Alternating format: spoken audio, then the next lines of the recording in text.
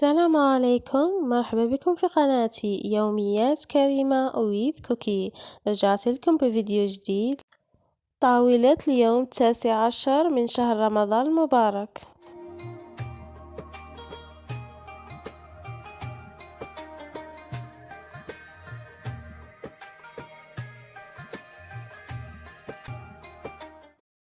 كنت درت طاجين الزيتون بكفتة العجل، درت فيها شوي شابلور، شوي بيض، توابل، فلفل أسود وملح، ودرت فيها شوية ثوم،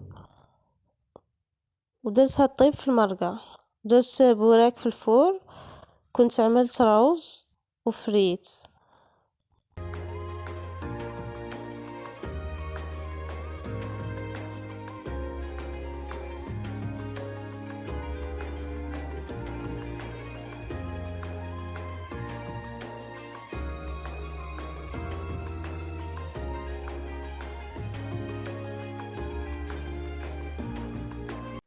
وهذه كانت الطاولة العشرون لشهر رمضان المبارك.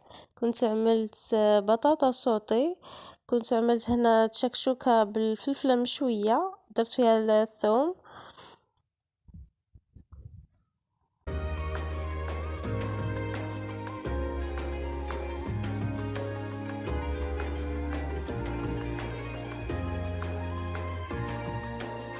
وسلطة المصيدوان، كنت عملت فيها الباتي من الفوق والسلطة على الجوانب.